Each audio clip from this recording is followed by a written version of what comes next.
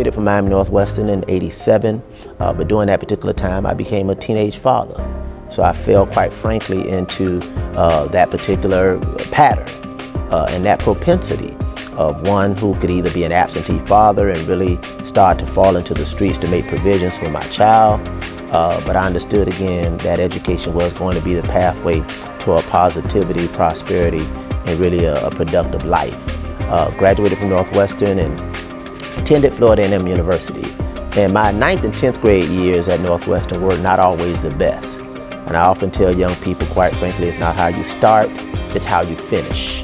So I graduated from Northwestern with a 2.78 grade point average. I never made, coming out of high school, 1,000 on the SAT. And I always tell this story about my first experience. The day that I graduated from Northwestern, I went by the graduation party and I left that night.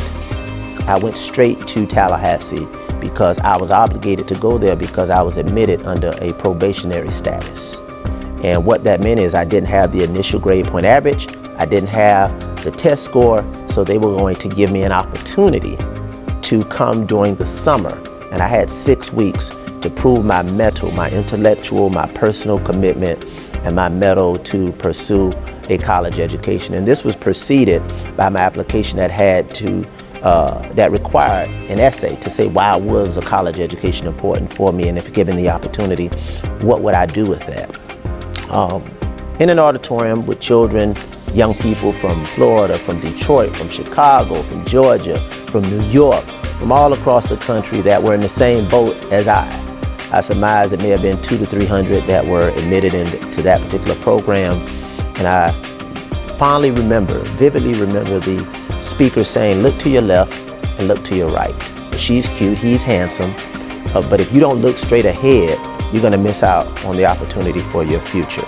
What they were telling us was that over the next 6 weeks, we were going to have to demonstrate our commitment to being a college student. We could not get less than a 3.0. And if so, we would not be looking to the left and to the right because those individuals who don't muster it would be sent back home.